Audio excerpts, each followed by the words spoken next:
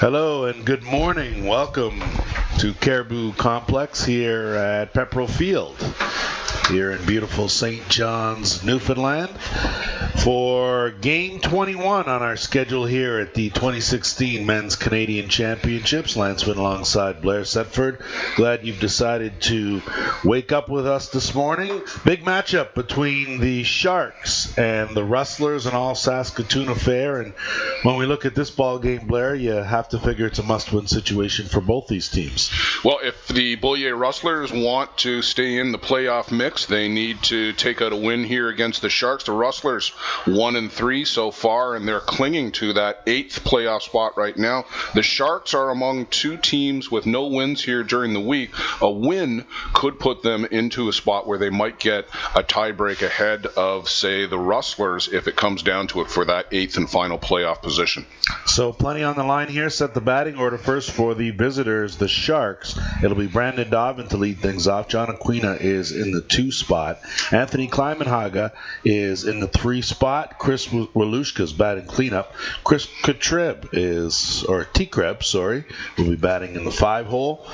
Steve Lorndorf batting 6th. Jimmy Klimenhaga batting 7th. Perry Holder is in the 8th spot, and Lucas Ocher is batting 9th. As we are just about to get underway here, first pitch from Scott Life, and it'll be Peter Hill, John Cranebill, and Justin Sievert from left to right in your outfield. Mike Lawton's at the hot corner. Troy Gordon's at short. Josh Jordan at second.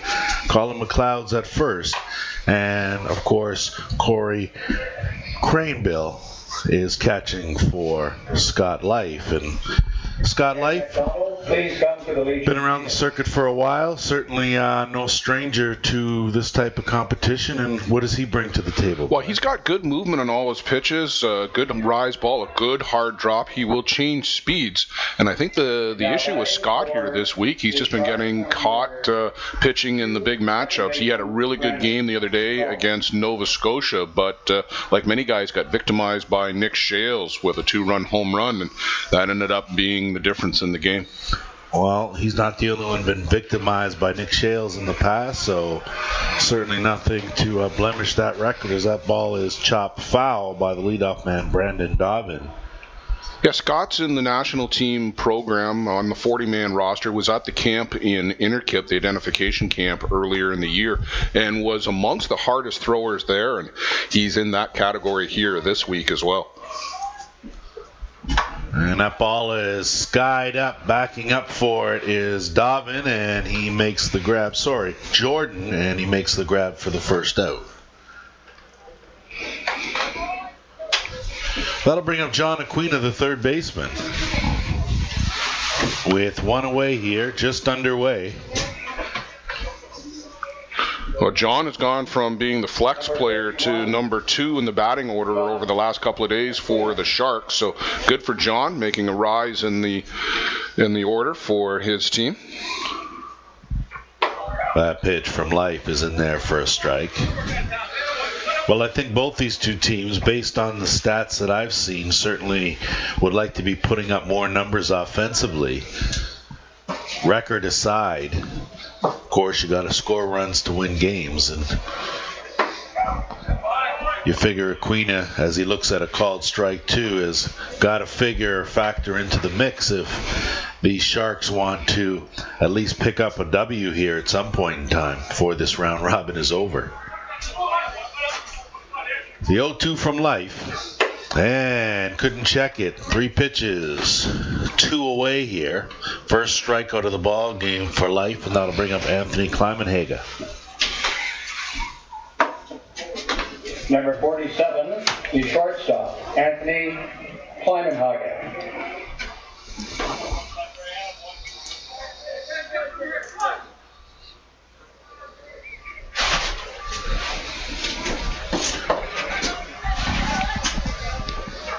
Life with a good pitch, swing and a miss from Klimenhaga. Anthony, a good young player. He's been identified as somebody to watch from Saskatoon, and it's got to be a thrill for his dad, Jimmy, to be playing with his son here in the Canadian Championships. Big swing and a miss. So Scott Life's got the drop ball working early here as Anthony Climenega is in the hole now, 0-2. Infield looks pretty good. No rain last night, which certainly has helped. Diamonds look like they're in really good shape. And a nibble, but no bite on the outside corner. Well, the adjustment the infielders will have to make, and you talked about this yesterday, was how slow the infield was with all of the stay dry that they had put down. Overnight, no rain. They've been dragged, and it's going to be a little quicker track out there today, I got to think. That pitch missing down, so that'll run the count even at 2-2. And I think you're right, Blair. It's certainly going to be a little quicker infield than it was yesterday. So infielders were spoiled, and it'll be back to reality here. Good thing is, though, with this diamond, you're going to get true hops, and that's a benefit for anyone in the infield. 2-2 is skied up and out of play. Calling for the possibility of rain sometime today, but like yesterday, we dodged bullet after bullet, so you just don't know what you're going to get. We learned that in our stay here.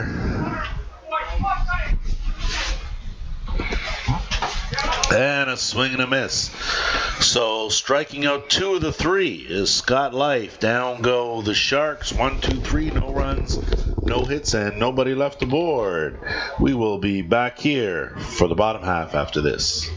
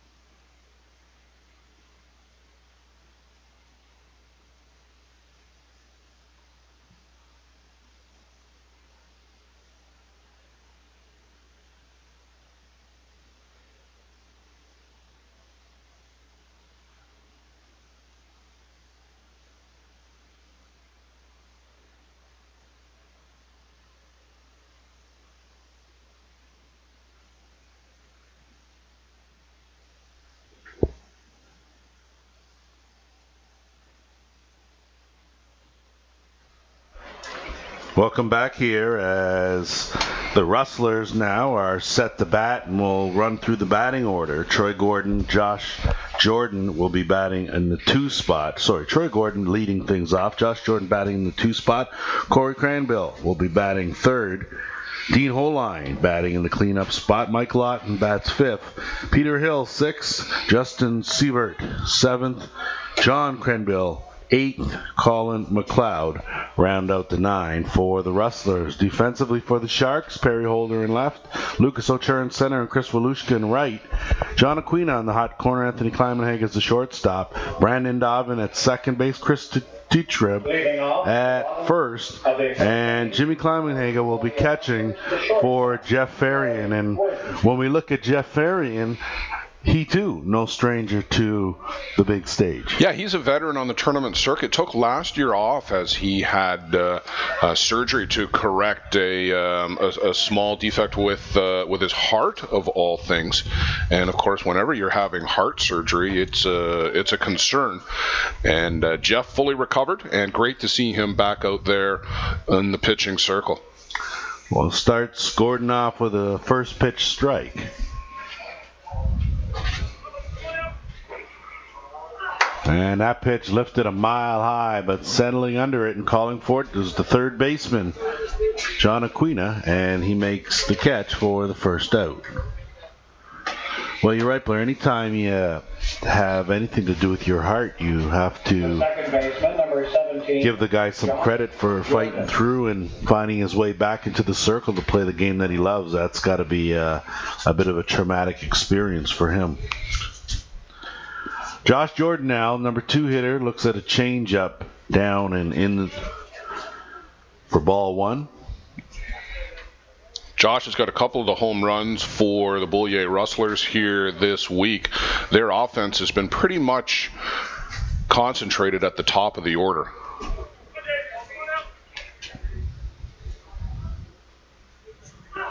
And that pitch is flared out for a base hit to right, just over the head of Brandon Dobbin. So a one-out single for Josh Jordan. First hit of the ball game comes courtesy the Rustlers, and Corey Cranville will step in now with a base runner aboard. Lance Wynn, Blair Setford, glad you've joined us here on Ballpark Broadcasting / Sports Canada TV and Softball Canada TV. Varian missing down. 1 ball. We know with the time changes across Canada, it is very early in Saskatchewan right now, but hope you've woken up early and joined us. Maybe got the chores done if you're out in rural Saskatchewan. If you're in the city, well, get yourself a coffee, settle in, and enjoy the game with us before you go to work this morning. 5:30, just after 5:30 in the morning in Saskatoon. 1 ball, 1 strike to count. And runner goes. Throw down, not in time. So getting a good jump is Josh Jordan, and he will find himself on second base now. So an opportunity here for the Rustlers to get on the board first. Throw was tailing onto the right side of the bag, and Jordan actually slid head first right into the ball.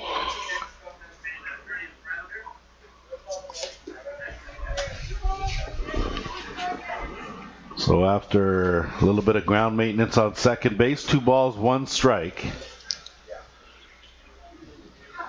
And a good cut from Granville, but not able to keep it between the lines. So that'll run the count even now. 2 balls, 2 strikes. Full slate of games on tap all day. We'll be covering every game on Diamond 1 here. As Ferrier misses, that goes to the screen, and just like that, Jordan now standing at third base, courtesy the wild pitch.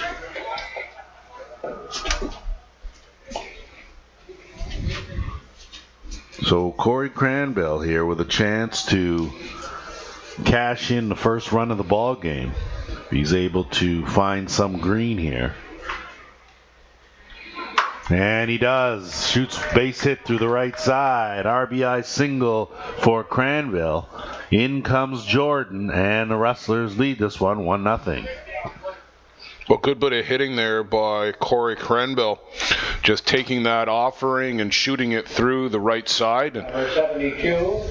Nothing the fielders could do about that. And again, this infield is definitely looking a little bit quicker than yesterday. I think that was the evidence that we were looking for. That ball yesterday would have potentially been knocked down at the very least. Not the case this time. Dean Holine steps in there, takes a big rip at the first pitch he sees, strike 1. Dino's just looked a little bit ahead of just about everything here this week. I think he would like somebody to come in and throw an 80-mile-an-hour heater at him. Would be right up his alley. We know what would happen if he got that, as he looks at a ball. 1 ball, 1 strike.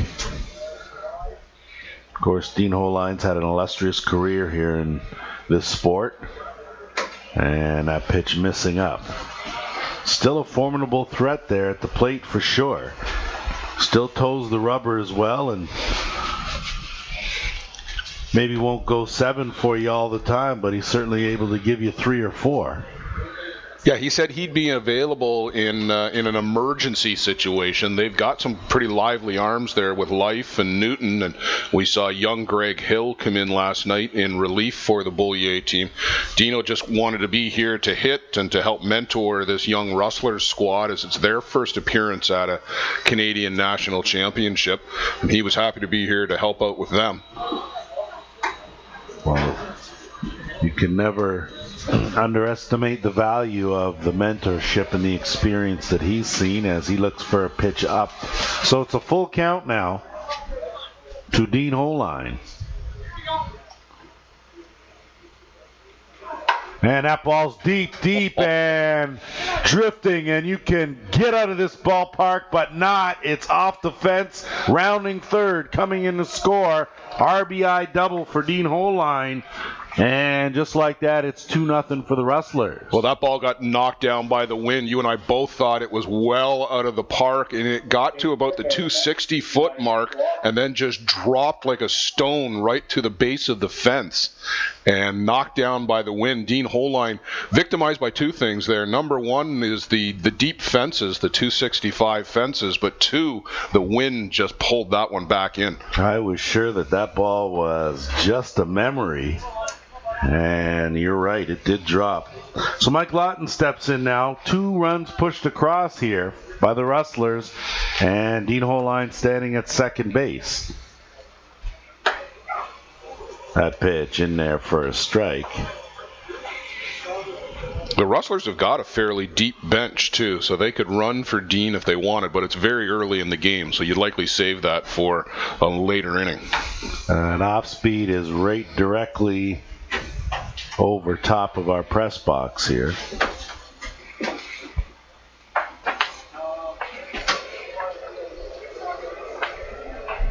morning, folks. Welcome to the Caribou Complex. Game number 2. Pitch from Ferrion missing outside. Lance, there's a strange, round, glowing orb in the sky. I'm not quite sure what that might be. I don't know either, but I might need my sunglasses, dare I say. That pitch ground ball fielded over there by T-Kreb, and he does it himself for the second out. So Lawton grounds out, and that'll bring up Peter Hill, the left fielder. Rustlers looking to capitalize one more time here, as that pitch is lifted a mile high to center field. Making the grab out there, Lucas Ocher, and that will do it, but not before the Rustlers push 2 runs across here. They lead this one 2-0 back here for the second.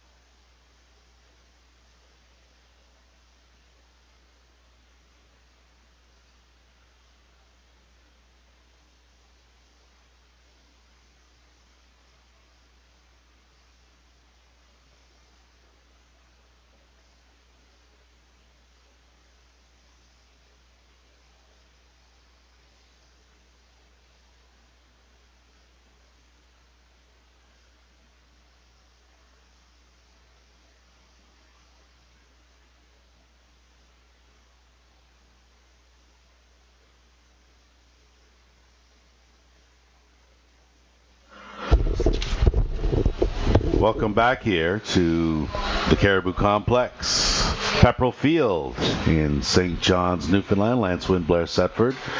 Thanks for getting up with us here this morning as the Sharks got some work to do, trailing the Rustlers 2-0 here. It'll be Chris Walushka, followed by Chris T-Kreb and Steve Lorendorf. The scheduled 3 hitters for the Sharks, and important here for these Sharks to try and get to Scott Life as soon as possible. You have to figure the further the game goes on, Life's going to get a little bit stronger and find himself a rhythm here. He's already struck out 2 of the first 3 batters he's faced. And he's got some good zip on that rise ball. They're going to check down, and yes, he did go around. So strike 1 on Chris Walushka. Clinton Harvey behind the plate from Nova Scotia, Trevor Topping from Ontario at first, and we believe that is Bruce Beard out at third base. We haven't got the umpires list yet this morning, but just going by memory, I know we've got 2 of the 3, and if we're incorrect on the third, I apologize. Want to give a shout out to Darcy Walushka, joining us from Vancouver, British Columbia, where it's a whopping 4:38 or whatever it is in the morning out Vancouver time. I don't think it's tomorrow yet in Vancouver. I think it's still yesterday in Vancouver. Yeah. That is very early. Got the coffee on. Either that or he just kept the bottle open from last night. He's got a beer going, one of the two. So hats off to you. And not able to hold back on that one is Walushka. He's in the hole now, 1 and 2.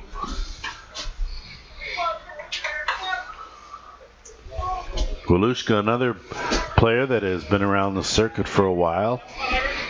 He's got some experience and one of the leaders of this ball team. Well, he was named to the All-World team this year at the World Tournament.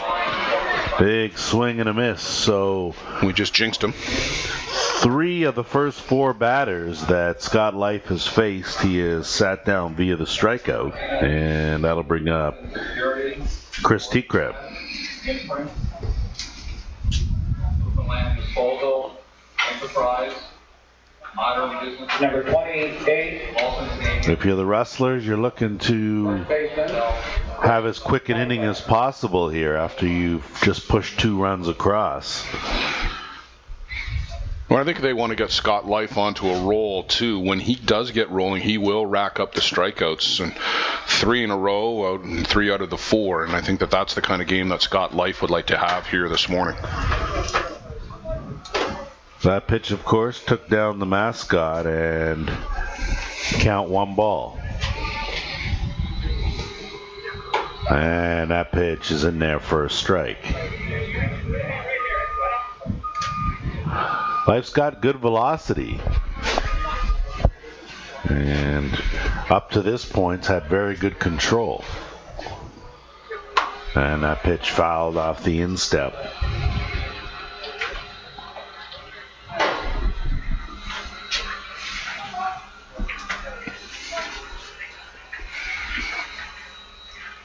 Quick turnaround for the Bullier Rustlers. They were on the diamond in the late game last night and got to turn right around and come back here this morning. Much like we did, though, so I don't have a whole lot of sympathy. No, or any at all, quite frankly. So you're pretty good. Big swing and a miss. Another strikeout victim. Down goes T-Crab. 4 strikeouts for Life, and it'll be Steve Lorendorf now with 2 away here, with his first look at Life. Well, the Rustlers managed to do something that nobody else has done so far against the Galway Hitmen. They put up a crooked number. Off speed, shot through the hole on the left side. 2-out base hit for Lorendorf. So first base runner of the ball game for the Sharks comes here in the top of the 2nd inning, and that'll bring up Jimmy Klimenhaga. Jimmy, of course, a veteran of the Saskatoon ball scene for many, many years, and got involved with Team Canada at the WBSC event last year on the scouting staff. He and Doug Allen doing a lot of the advanced scouting work, watching the other teams, making notes, and looking for just anything that can help tip off the Canadian team. And obviously they did a great job with it, because I don't think anybody was as prepared for that championship as Team Canada. Certainly built a winner there, that's for sure, as Klimenhaga looks at a ball inside.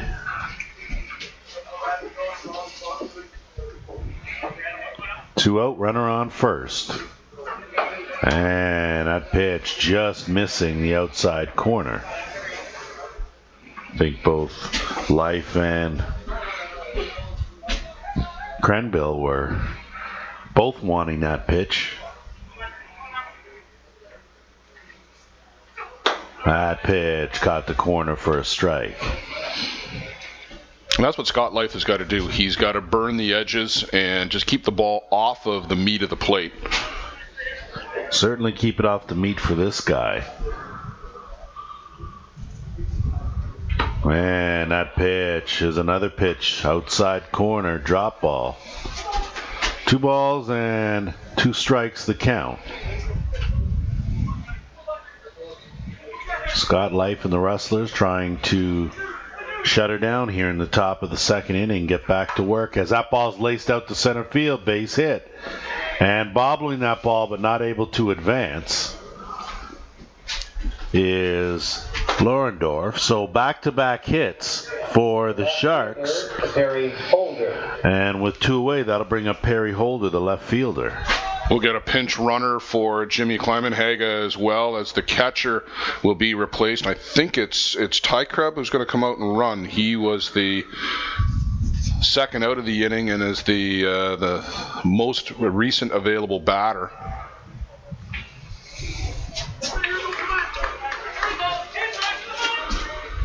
So Ty Krebs is on first base running for Klimenhaga, and Perry hit Holder with his first look now at Scott Life. 2 away here, 2 aboard.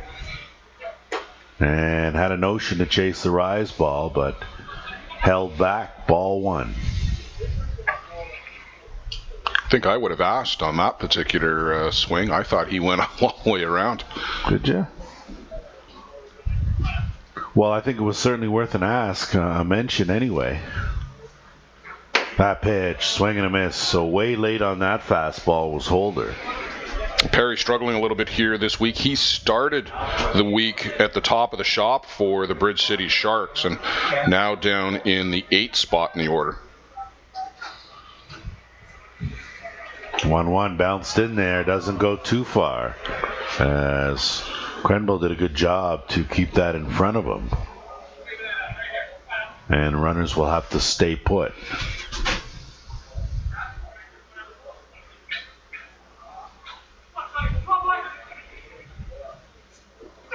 That pitch, 2 1s in there for a strike. 2 balls, 2 strikes.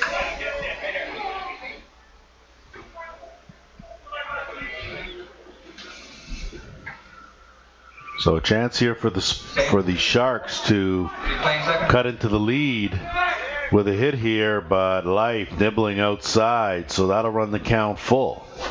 Runners will be on the move here with 2 away. Yeah, I think Scott Life has just got to go right after him here, challenge Perry Holder a little bit, and trying to be just a little bit too fine at the moment.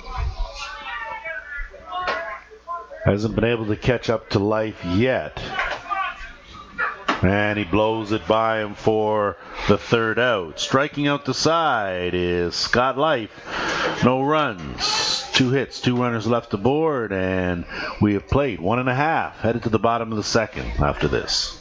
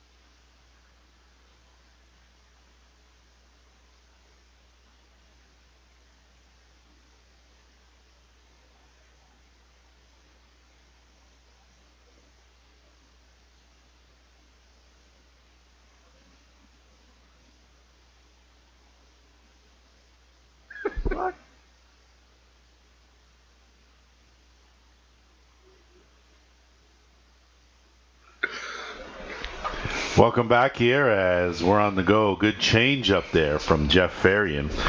It'll be Justin Siebert, followed by John Krenville and Colin McLeod, the scheduled 3 for the Rustlers, leading this one 2-0 here. We're in the bottom of the 2nd inning, and way late on that rise ball is Siebert, and he's in the hole now 0-2.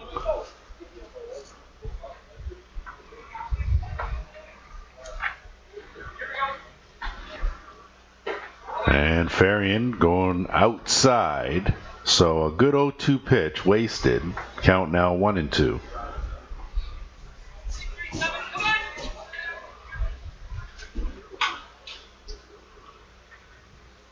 That pitch fouled up and over into the adjacent diamond. So the count will remain 1-2 to Justin Sievert. Second baseman, Frank Farrell.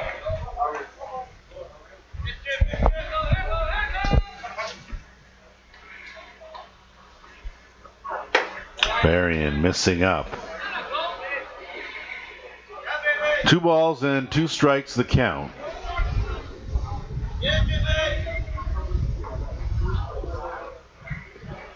And this one is just missed the outside corner. Varian can't believe it.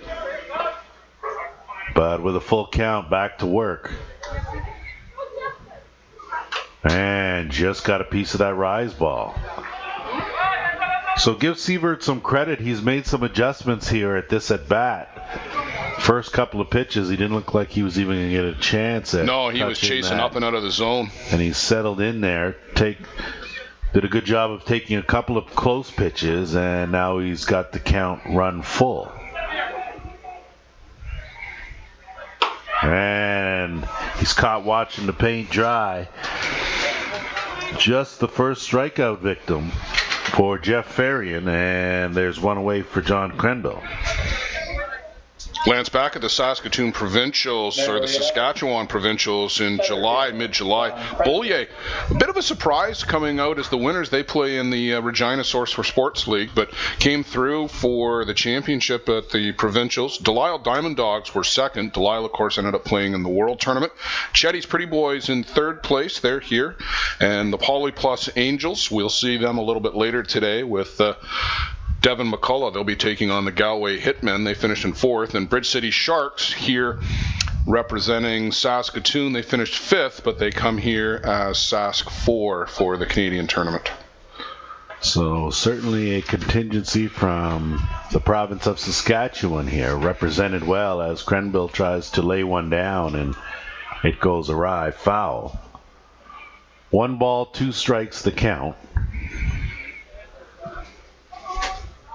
1 away, and the Rustlers with a 2-0 lead here.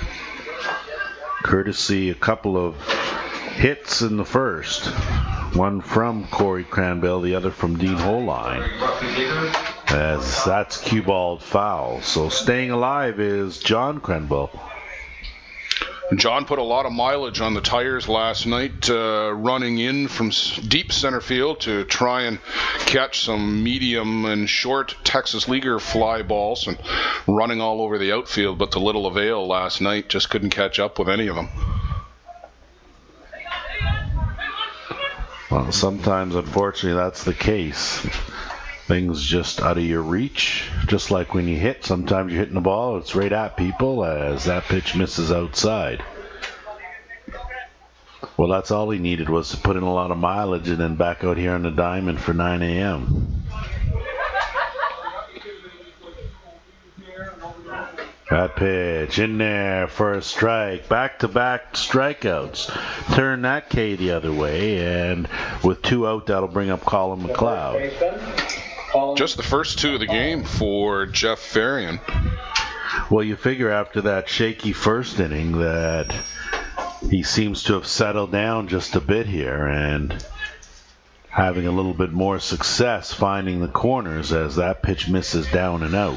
That's been the pattern on this diamond, as it seems to take an inning at least for the guys to get used to the pitching board out there. It's set up a little bit higher on the, like it's higher than the ground level, I guess is what I'm trying to say. And the dirt around it has been loose, and there's been several illegal pitches called as guys haven't been able to keep 2 feet in contact with it. That pitch is lifted up and drifting foul. A good effort from Aquina, but with the addition maybe of another 2 feet of reach, he might have got a glove on that. And maybe some robotic go-go gadget arms. That too would have worked.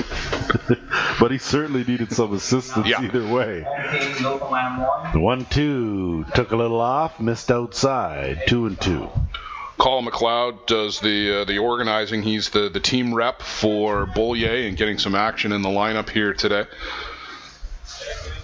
And that ball, a slow roller to short, gobbled up, throw over in time. So a good play there from Anthony Klimenhaga. Retires the side here. 3 up, 3 down. No runs, no hits, and nobody left aboard. We have played 2 complete. Headed to the 3rd after this.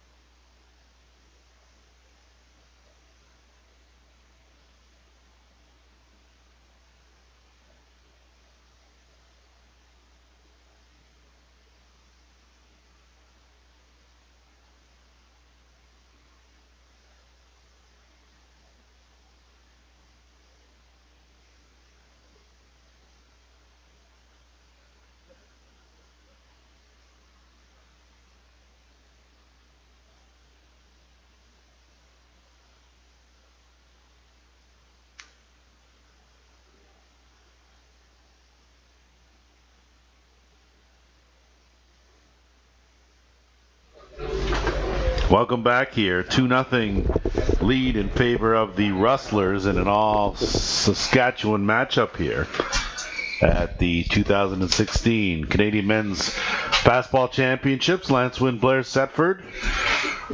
Of course, Chris Abbott waiting in the wings here, as it'll be Lucas Ochar, the number 9 hitter, followed by the top of the shop in Brandon Dobbin and John Aquina, the slated hitters for the Sharks here, as Ochar swings through for strike.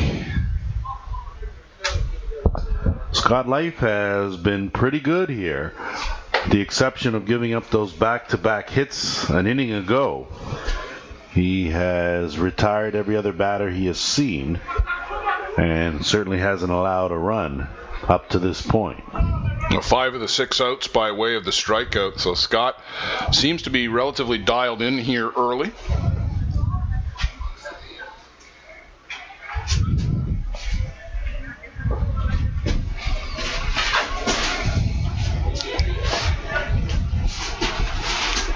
So Life sets the deal here, and he goes with a rise ball up and out of the zone. 3 balls and 1 strike to the number 9 hitter, Lucas Ochar.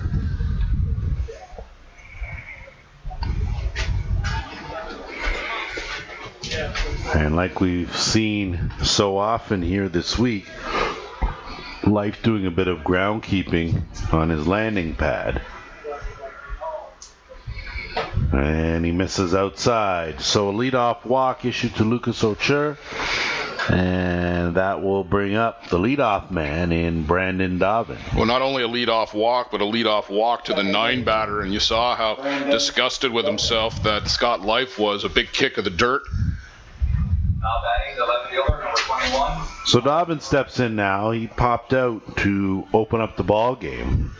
And way late on that pitch. Strike 1. Yeah, Lance, you and I talked about it at the end of the previous inning.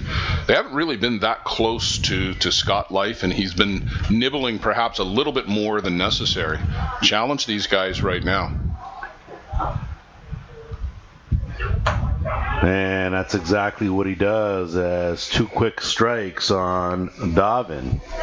And you're right, not a whole need to mess around when you see the hitter is late and very tardy on the heat that you've got. Go right at him.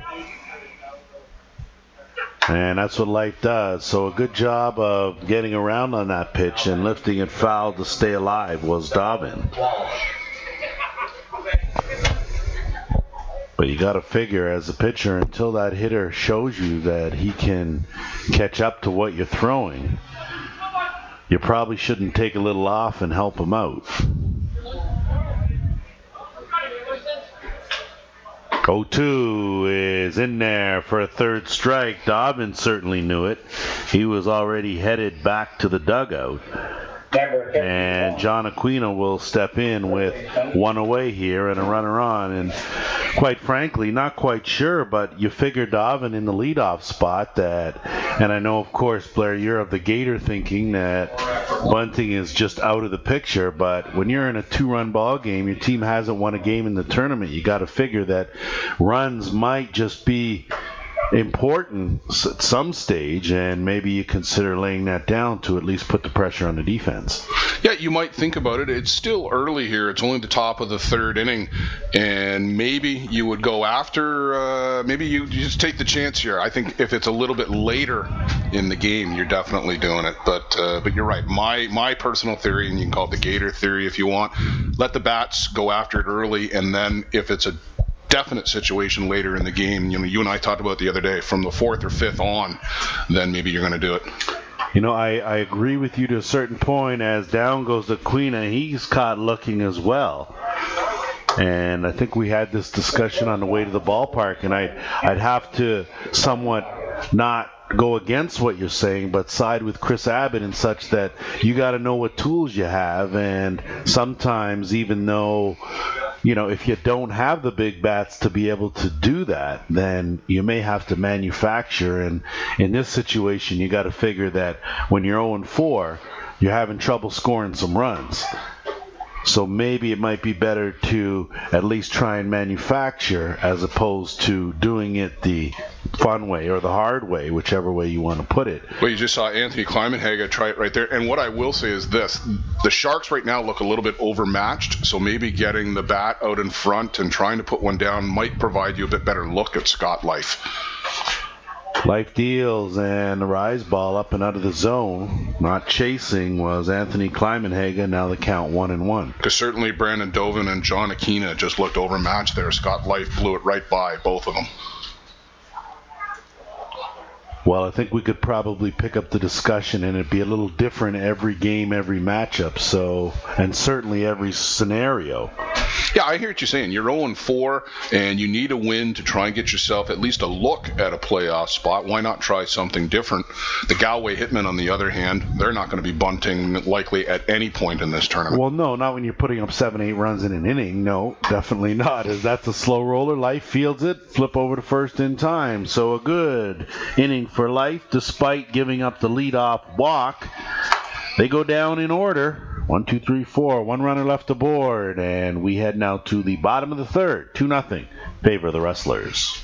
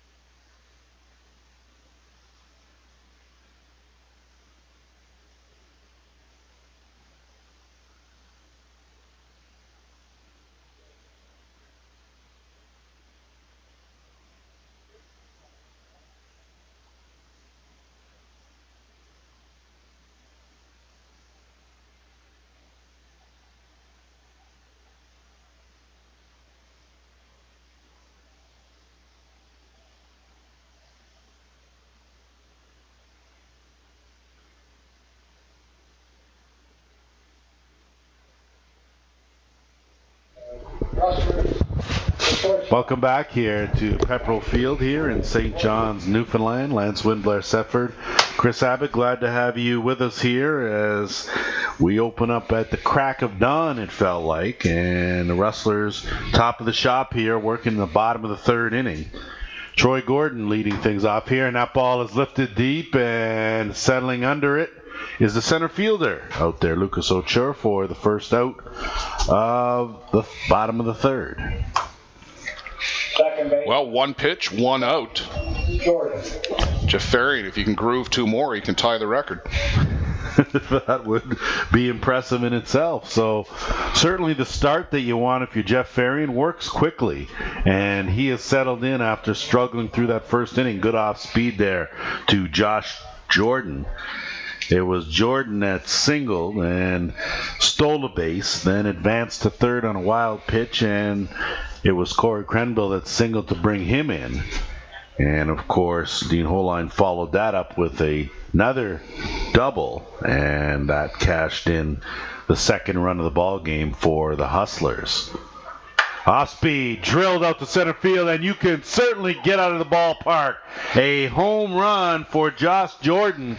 A solo blast, and the Rustlers lead this one 3-0. Well, the wind was not going to knock that one down. That was hit on a line and soaring over the 265 mark in straightaway center field. No doubt it. That was a rocket launched off the bat of Josh Jordan. Cranville. Second hit of the ball game, and that will bring up Corey Cranville, the catcher. Of course, Corey has a single and an RBI in his only other at-bat here as he looks at a called strike. So just as we say Ferrian is finding his rhythm, Josh Jordan changes all that with a line drive home run over the deepest part of the park. Well, that will tie him for the home run lead in the tournament with Bradley Ezekiel and Nick Shales.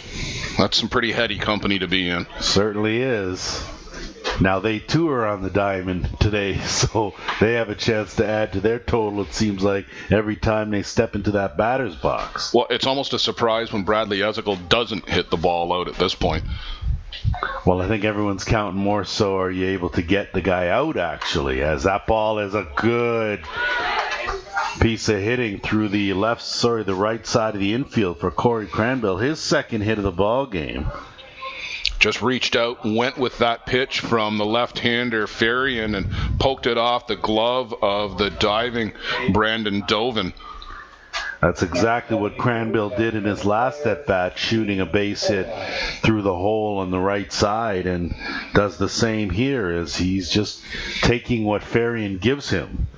So Dean Holine now, and that ball is lifted out to right field on a line, going from second all the way to third base is Cranville, and Dean Holine with his second hit of the ball game. He's 2 for 2. Well, that was almost a carbon copy of the previous pitch.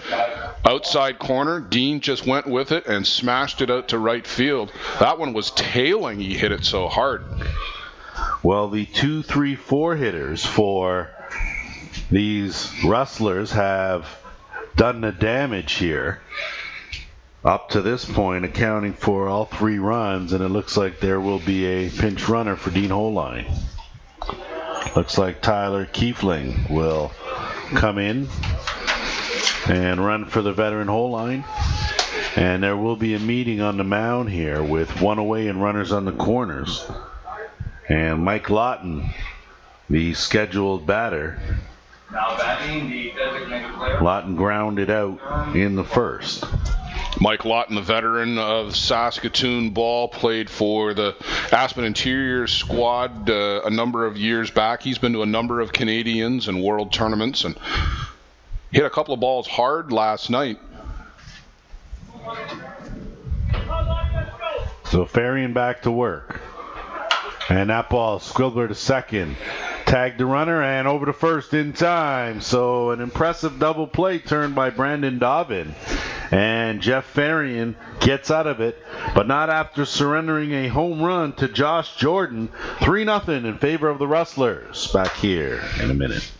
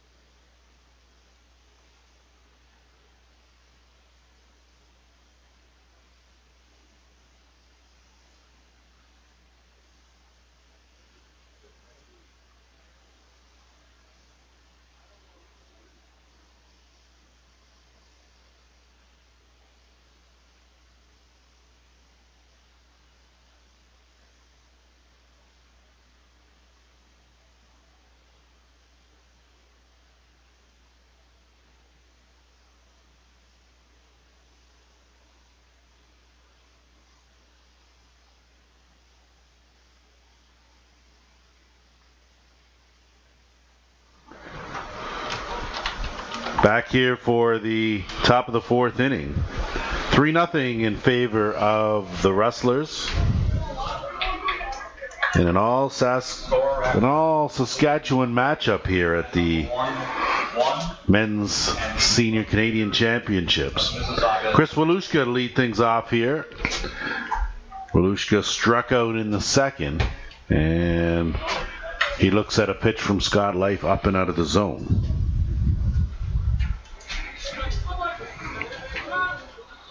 Seven strikeouts up to this point for Scott Life.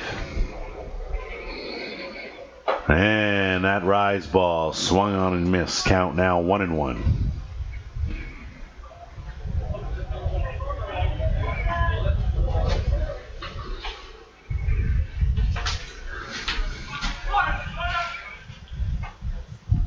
Life set the deal, and that pitch in there for a strike.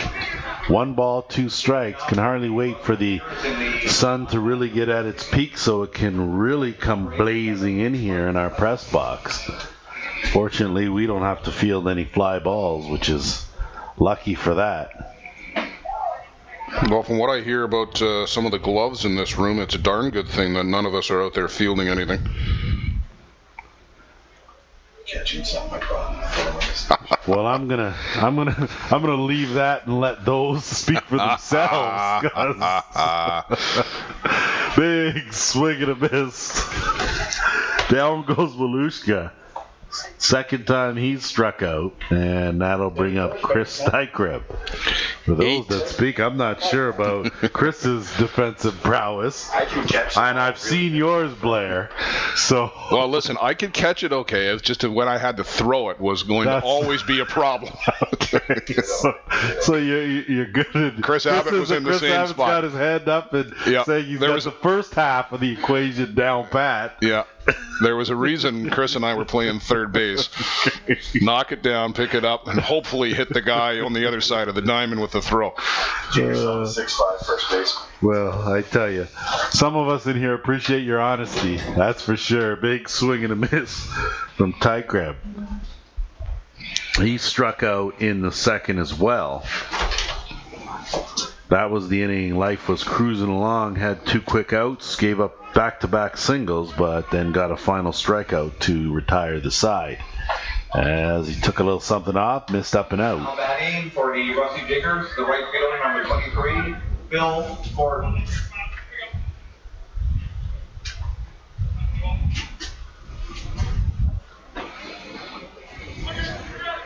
So at this moment, the weather very nice.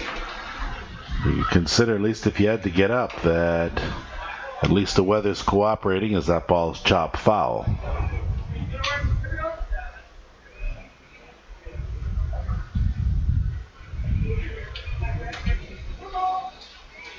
Surprisingly enough, though, you've got some people in the stands, diehards that have gotten up really early and want to start off their day with some of the best fastball Canada has to offer, as you see that one in on the hands, fouled off by Stykrep. Third baseman, number 12, Benton Farrell.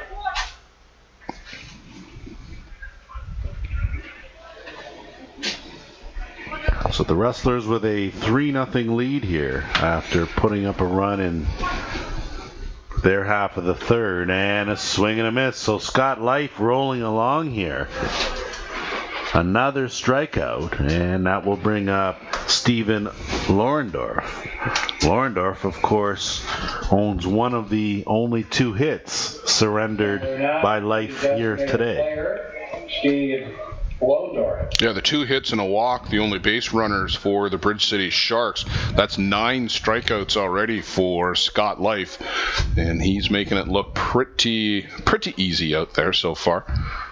Well, he's certainly found a bit of a comfort zone and found it relatively early. And he continues to be a force in that circle and keeping these Sharks hitters off balance. The 1-0 is fouled out of play. So jumping on that and taking a big rip at that pitch was Lorendorf. Just got under it. and not able to keep it in play.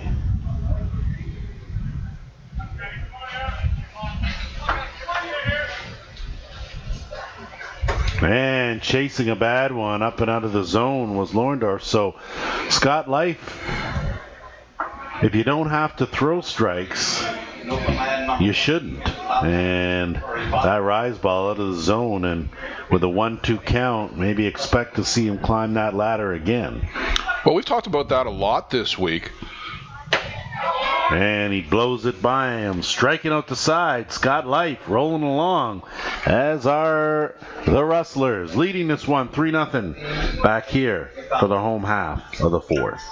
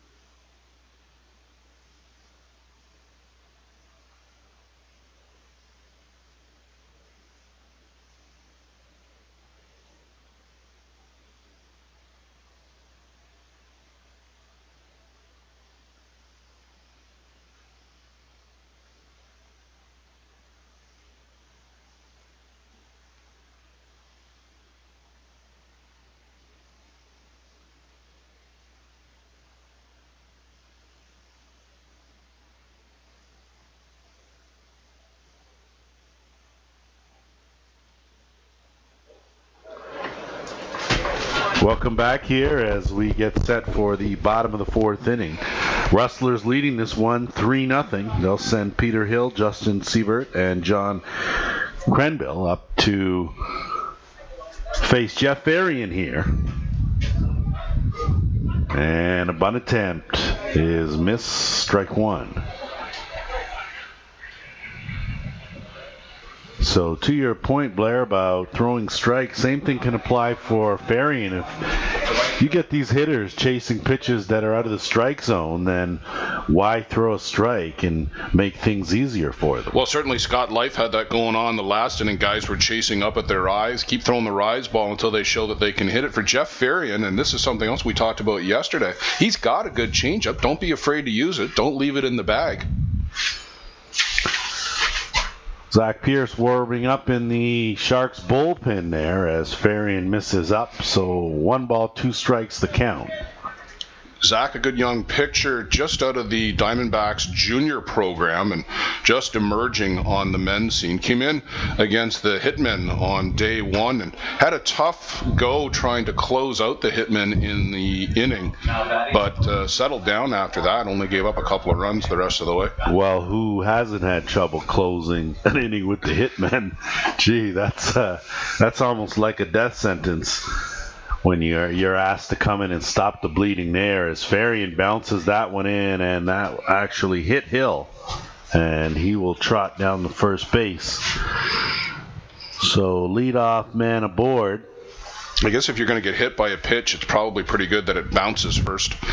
I think that and you've stepped into that batter's box enough to know if a bounce, that certainly helps if you're going to take one off the leg. Yeah, as long as you don't get it right on the ankle bone, you're okay.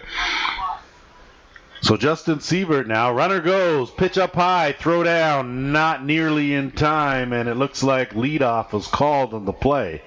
So you wondered why Peter Hill got such a good jump. That's because he left a tad bit early. Oh, he definitely left early. I had the same thing in mind as I saw him going, and Trevor Topping is one of the most diligent first base umpires for leadoffs. I think that's Trevor Topping's favorite call, is the leadoff. So he was all over that one, and with one away now, it's Siebert stepping in there 0 for 1 in this ball game.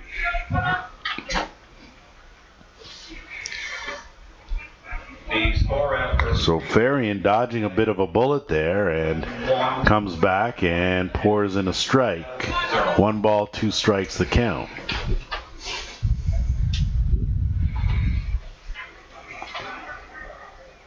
We have a lineup change for the Rusty Jigger. And that ball is flared foul. Number 72 is in.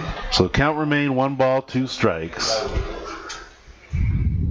And looks like, again, a little bit of a conference, the home plate umpire and Jeff Farian about staying on the rubber. But we can see from our vantage point that clearly the area in front and behind the rubber, there's pretty deep divots. There's a pretty big, deep divot out there. The other thing that might be is staying within the 24-inch chute.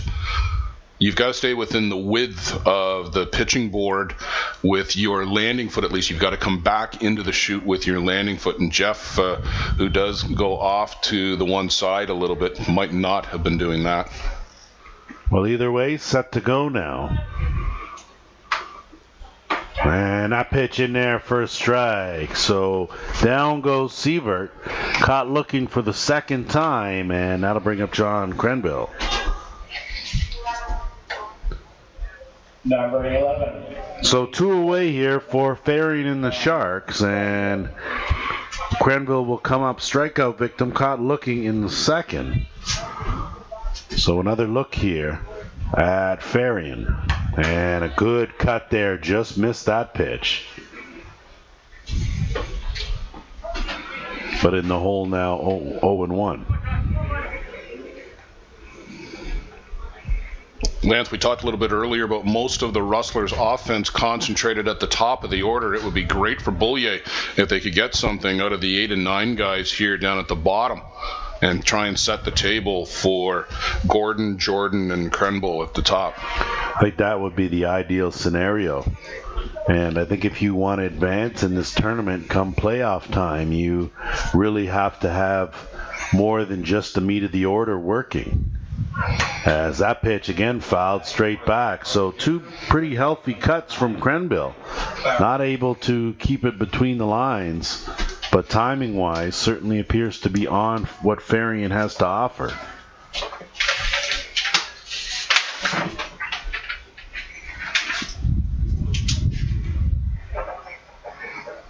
One, two, swing and a miss.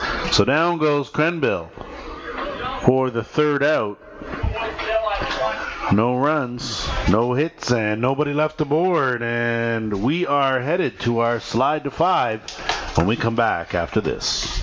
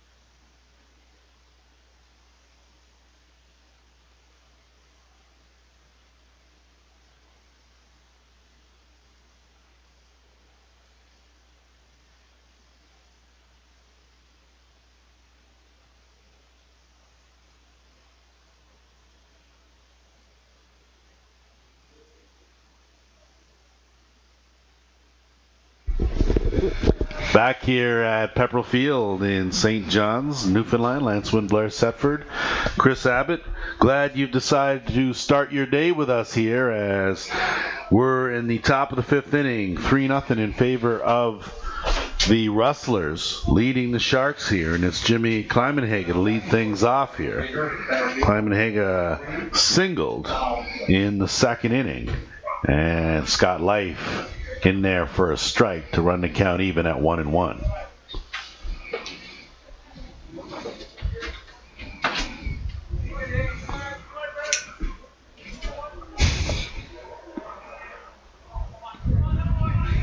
Life not so sure about the sign there. Comes with a rise ball that misses just up. 2-0 to Jimmy Klimenhaga. Not a whole lot more you can say about what Scott Life has done. He's in the midst of pitching a gem here. A nibble on the outside corner. Looked like a good pitch. But the count now 3-0. Well, certainly some respect here for Jimmy Klimenhaga because Scott Life has been blowing the ball by just about everybody in this Sharks lineup. Comes in with a strike there to get back in the count now 3-2.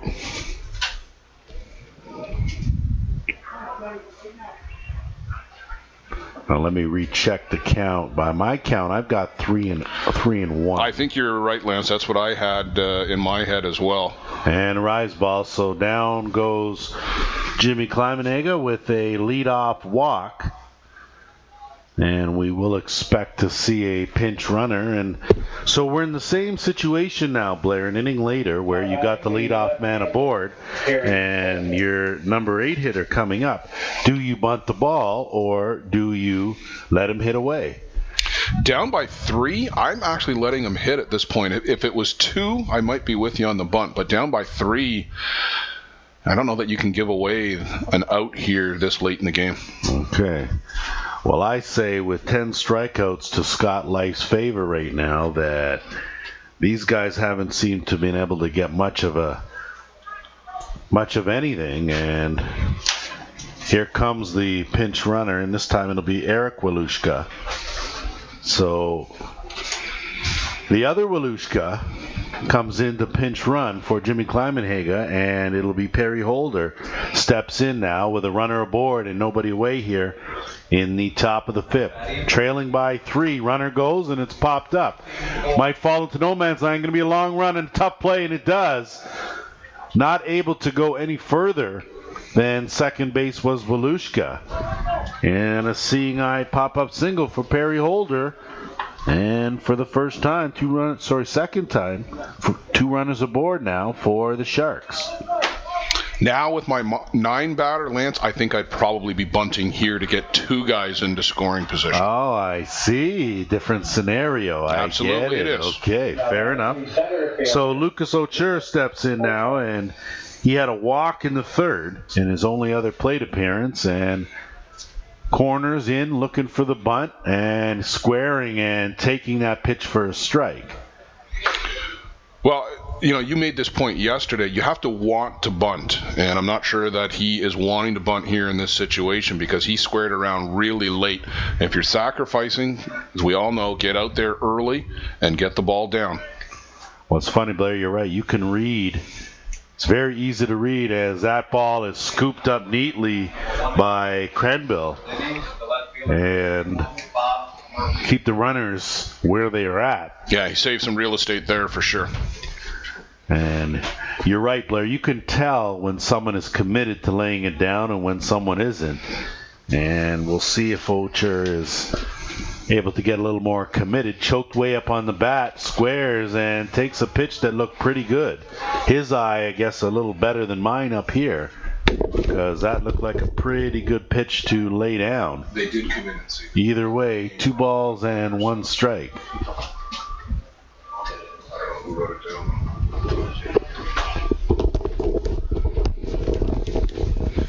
Lance, we're just going to get a correction on the pinch runner. They did come in and say that they got the name wrong on one of their subs. It's Eric something, but it's not a Walushka out there. So we will get that name corrected.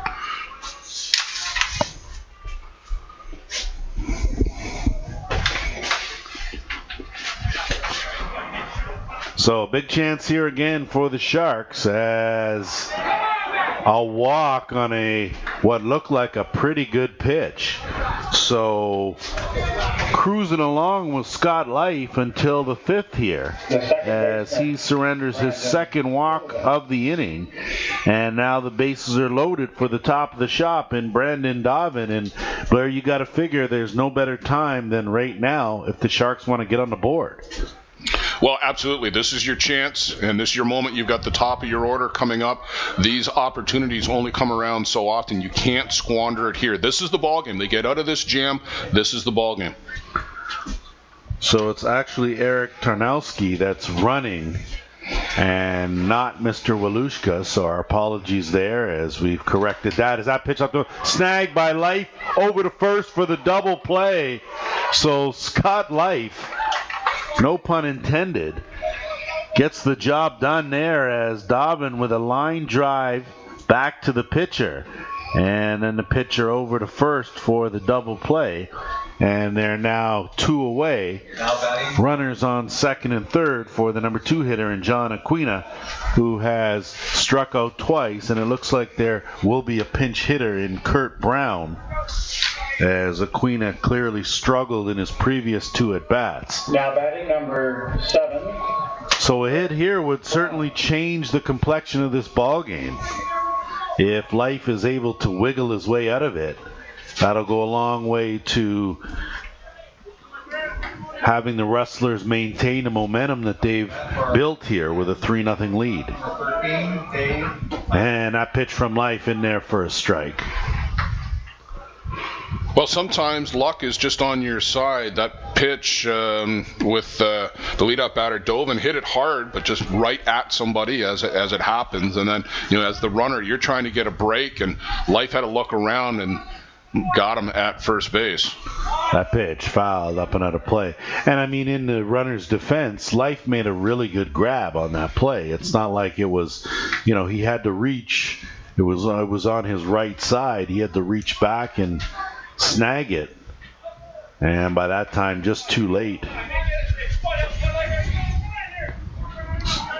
0-2 pitch, and outside corner, strike 3. Life gets out of the jam. No runs, 1 hit, 2 runners left aboard, and we'll continue our slide to 5. Sharks still coming up empty, trailing this one 3-0.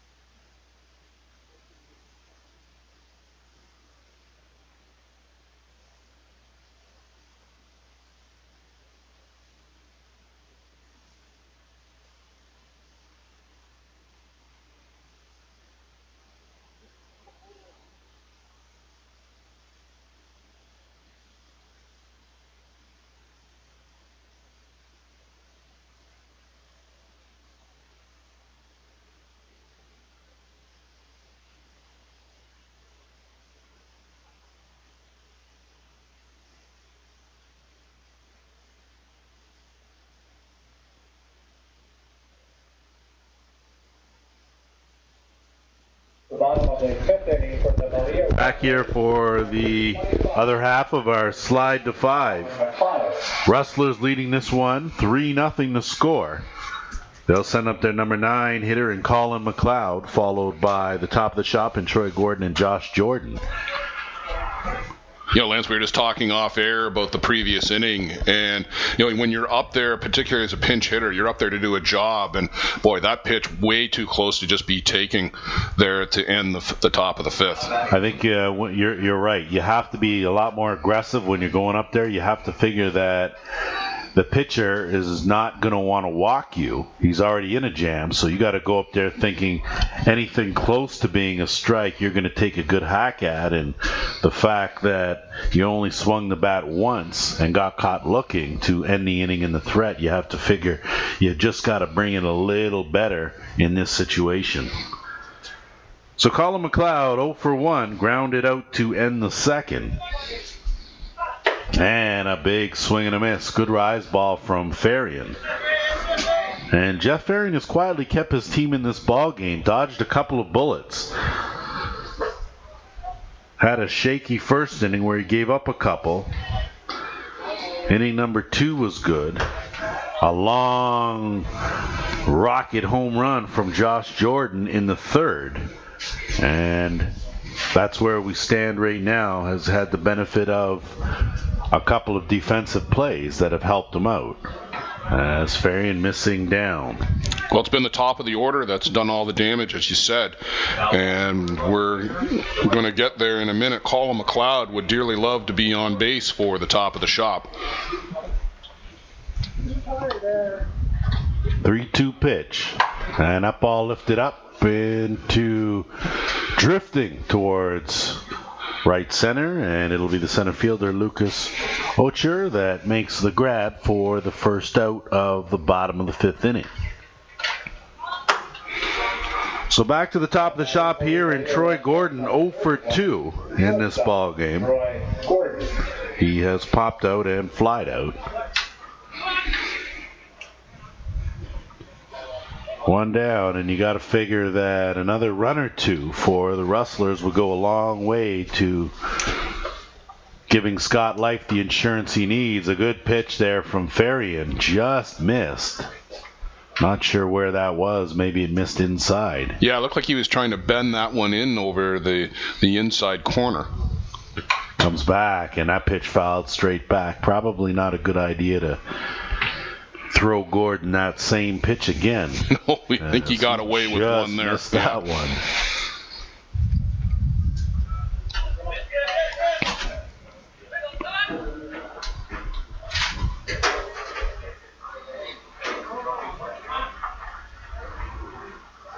And Farian took something off. Swing and a miss from Gordon. So a good time for that. As Farian's done a good job working with Jimmy Klimenega, keeping these Rustlers pretty well off balance as down goes Gordon. 0 for 3 now in the ball game, and the issue for Jeff Farian and the Sharks has been the 2-3-4 hitters, and Josh Jordan, of course, 2 for 2 with a home run. Haven't been able to solve Jordan up to this point. In the bottom half of the 5th inning. And a little bit of an off-speed pitch missing up in the zone. Ball 1. You'll see here who makes the adjustments if Farian's able to finally find a way to get Jordan out. Jordan has brought in 2 of the Rustlers' 3 runs. Farian inside corner, but just missing. 2-0. Well, the kind of tournament that Josh Jordan is having, these are the events where you can get noticed by the national team coaches. And slow roller fielded nicely by Farian. He'll take it himself. So a good quick 1-2-3 inning. And we have played 5 complete. Rustlers still leading this one. 3-0 back here for the 6th.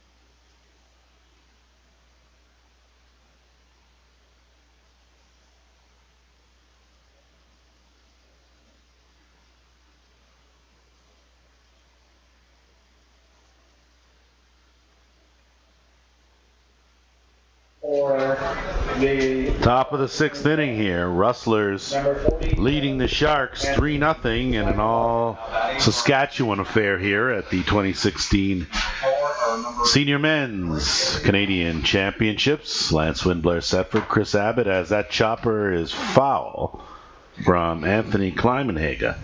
It'll be Klimenhaga, Walushka, followed by Chris Tykrib. He slotted 3 batters for the Sharks, and now's probably a good time as that one is flared out and a base hit. So just what you asked for in Anthony Klimenhaga with a leadoff single, and the Sharks have him runner aboard.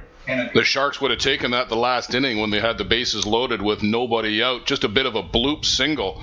They got a hard hit ball, but just wrong place, wrong time. Chris Walushka. So some action in the Rustlers bullpen. And not quite sure who that is. You probably know, Blair. Brian Newton, the righty, veteran righty, is down the line throwing. Chris Walushka now. Strikeout victim twice.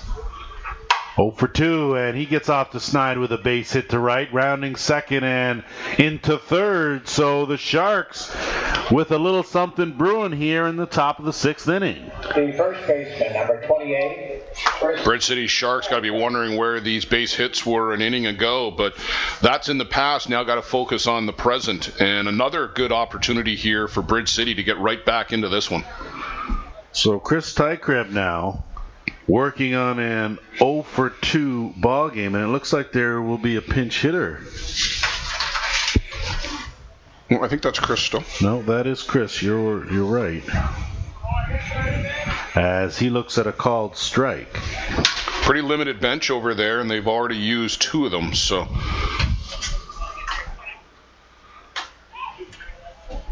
So trying to get off the snide as well here is Tykreb. He struck out twice, runner goes, and that pitch is fouled. Well, Chris Walushka is tied for the lead in stolen bases in the tournament with 4, so I would expect to see him on the move any moment here.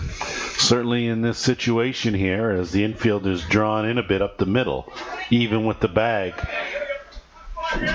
Corners as well, as that pitch from Life missing down. So this will be the test here for Scott Life here in the top of the 6th inning. His team leading 3-0.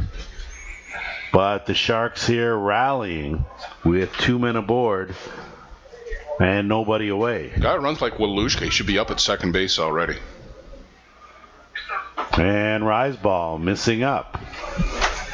Leading up for the Rusty Diggers in the top half of the 6th inning. 2 balls, 2 strikes the count here to Chris Tykreb.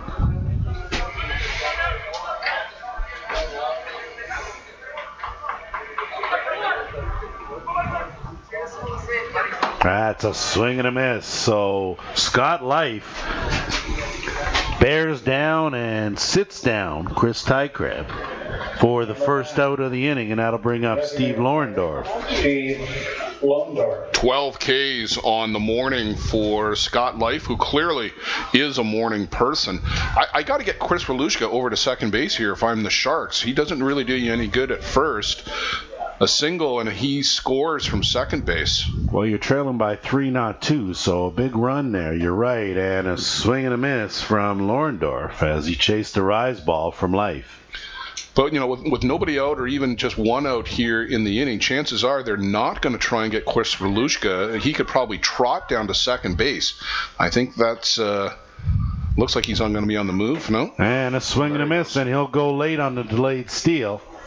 And he's in there safely, and just like you said, Blair, probably should have done that a couple of pitches ago. Well, maybe about 8 pitches ago. Either way, down at second base now, so some work for Lorendorf as he's in the hole 0-2. And a swing and a miss, so Scott Life back-to-back strikeouts. And just like that, would look like a promising inning now will be left up to Jimmy Klimenhaga to try and deliver here.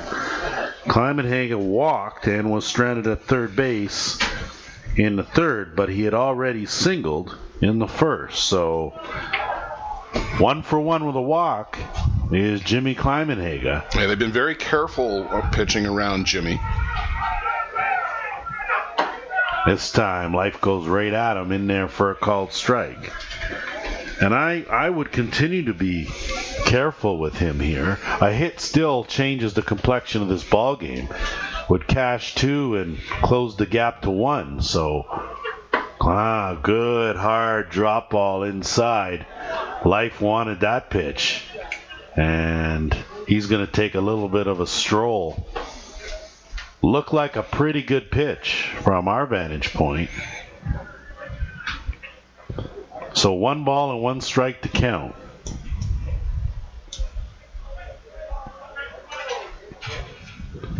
And that pitch is fouled just over our heads here. And out of play. 1 ball and 2 strikes. I think Jimmy Klimenhaga would like to have that pitch back. That got a lot of the plate. Probably a little more of the plate than Scott Life would have wanted. But dodging a bullet, coming back here as that's a strike 3 called. So striking out the side after surrendering back-to-back hits to lead off the inning. Scott Life rolling along here. He's got a 3-run lead back here for the home half of 6.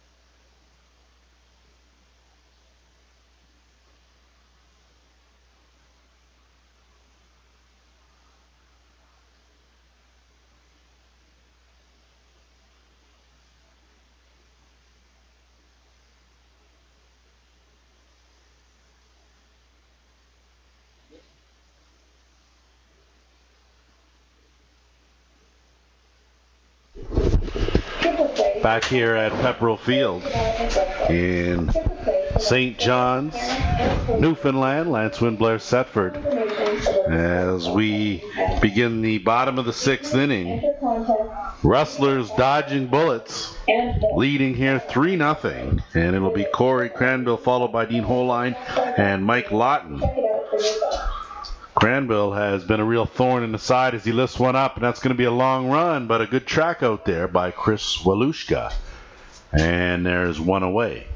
Yeah, Chris Walushka, very sure-handed out there in right field, and I know the national team coaches will be pretty impressed with the versatility that he's shown the last couple of weeks. Chris can play shortstop, he can play center field, as we saw 2 weeks ago down in Iowa, and now this week here in right field, and that's something that will catch the eye, definitely, of the national team brass. So Dean Holine now, as he looks at a pitch from Ferrian inside for a ball.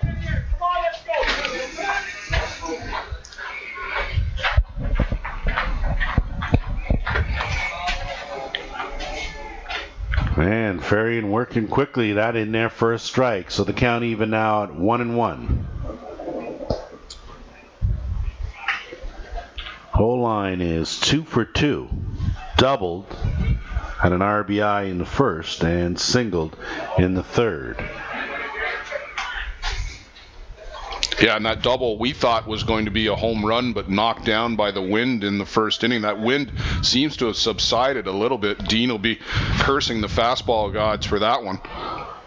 Well, and that's the thing, because it didn't matter what the wind was blowing for Josh Jordan, as his line drive home run got out of here in a hurry. So a bit of a difference between a line drive and a towering drive. As Holine looks at a called strike outside corner.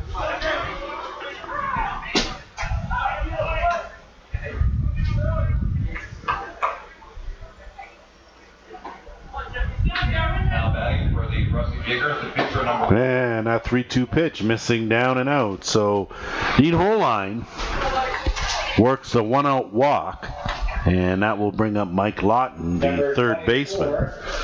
Lawton grounded out in the first and grounded into a double play in the third. And again, it'll be a pinch runner now, this time for Dean Holine. And it looks like it'll be Billy Slough who will take over the running duties.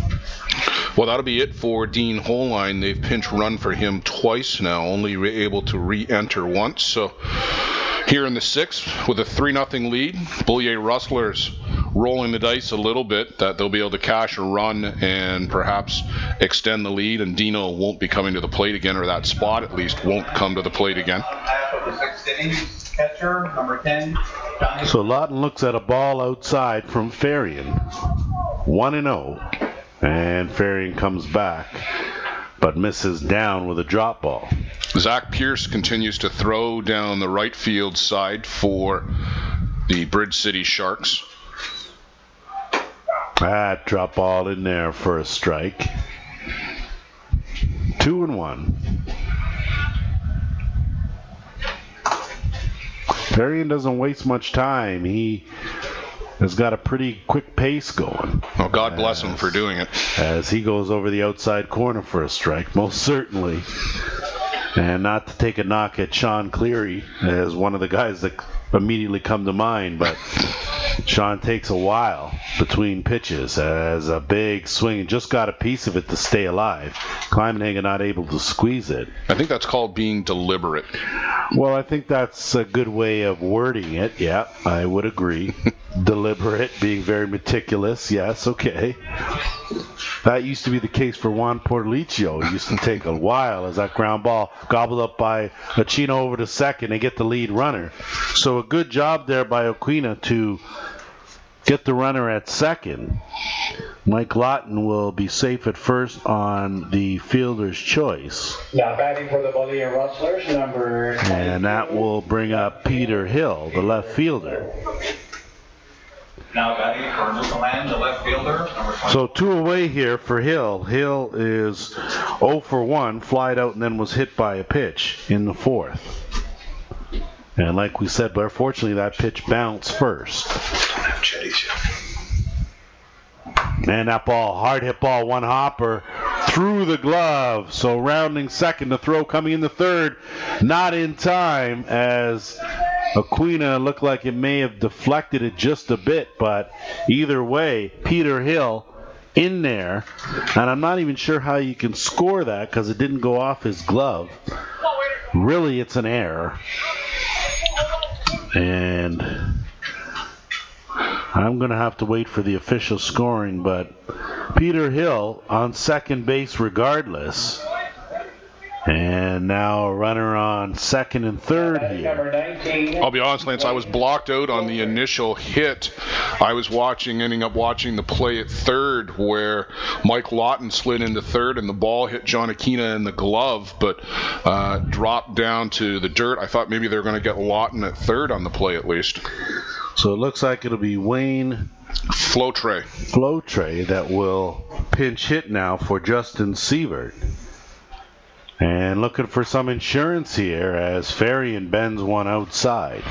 Flotre was among the leading hitters for Bullier, getting a rest this morning, but a good option here, and some good coaching here by Colin McLeod as he goes to his bench. That pitch from Farian missing down. 2 balls and 1 strike. 2 away here, and it will be some much needed insurance for these Rustlers if they're able to cash here. But they'll need a clutch hit as that one is yanked foul. Or a wild pitch pass ball could certainly do the trick as well. Kitchener-Hallman Cubs will be starting Andy Skelton in the next game coming up here on Ballpark Broadcasting. Still waiting for the other lineup from the Chetty's Pretty Boys. Good pitch there from Farian. Gets Florte to swing and miss. So down go the Rustlers. No runs. They don't push any runs across, and they do leave two men on board. And as we have played 6 complete, we're headed to the 7th. Last chance for the Sharks, trailing 3-0.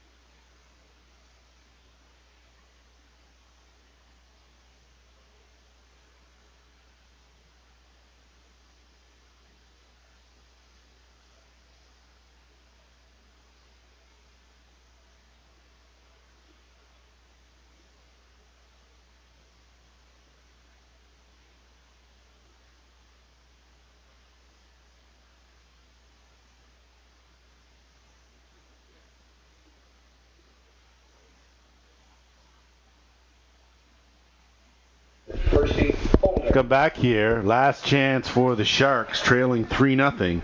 Top of the 7th inning, it'll be Perry Holder, followed by Lucas Ocher, and then back to the top of the shop in Brandon Dobbin. And some opportunities squandered here by the Sharks over the course of the last couple of innings. Hasn't been too many chinks in the armor of Scott Life. Struggled a bit in the 2nd, and then again in the 5th. And then again to lead off the 6th, but dodging one bullet after the other has been Scott Life, and maybe not so much dodging bullets, more so they've capitalized on some of the mental errors made by the Sharks, as a swing and a miss from Holder, as he's 1 for 2 with a single. Yeah, Lance, we were just talking off air that some fundamental errors on both sides of the ball here. It's early this morning for both of these teams, but these are the plays and the mental part of the game, the mistakes that you can't make at this level. So down goes Holder. Another strikeout victim, and keep adding to that tally for Scott Life, and that will bring up the number 9 hitter in Lucas Ocher. Number 5, Lewis. So 15 strikeouts in total for Scott Life. An impressive ball game as he bends one in there for a called strike.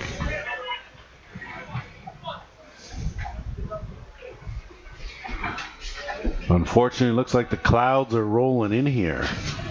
And I, of course, not being from the Maritimes and know this weather is very fickle, so we might have to call our resident expert Chris Abbott in to take a look at the weather patterns and see if we're calling for rain or not. But I'm not from the Maritimes, but those clouds look pretty dark to me. I think it depends on where they're coming from. It's a little lighter out to the east, but I have no idea if that's where they're coming from or going right. to. So that being the ocean, so everything's good in South America, but here... Or Europe, yeah. Europe, depends on how you want to look at the world. Okay over there, all right, but... Yeah, if you squint really hard, you can see Portugal. Yes, or maybe that's God country where we were yesterday. It seemed like that was the only sunny place. We went there, it was nice and sunny. Everywhere else was a little foggy, so... So some work here for Ocher as the count now 2 balls and 2 strikes.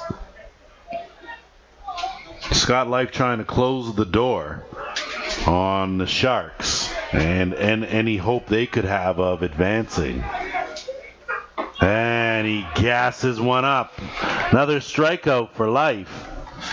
And that will take it back to the top in Brandon Dobbin. And Dobbin with an 0 for 3 ball game. Hit the ball hard in the 5th, but Life made a great play, snagged the line drive, and doubled up the runner at first base to kill that rally. And Life, feeling good, comes in with a rise ball in for a strike.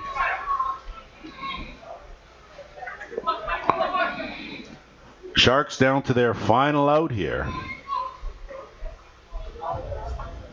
And Life comes right in on the hand. So a good job by Dobbin to get the barrel out, but not able to do anything else but foul that one straight back.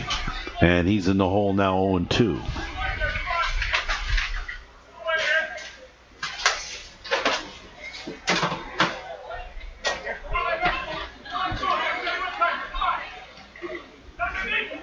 And Life with a rise ball. Dobbin wasn't going to chase that one, and the count 1-2. Well, Scott Life really tried to hump that one up. You can see he got really underneath the rotation and popped it right up through to the roof of the zone. Life with a little extra bounce here, as that's in there for a called strike. So down go the Sharks, fittingly looking. And 3-0 is the final, as Scott Life and the Rustlers keep their playoff hopes alive. And when you talk about this game, Blair, you have to talk about the performance from Scott Life. Well, they needed a big one from him, the Beaulieu Rustlers, to solidify their grip on a playoff spot. And 17 strikeouts for Scott Life. He did just that. And that's the kind of pitching that the Rustlers are going to need. They're not going to score a lot of runs. And if they can get a dominating performance from Life, from Newton, they'll do okay. So we will continue our coverage here of the 2016 Senior Men's Canadian Fastball Championships. We'll be back here with our second ball game of the day. Don't go away.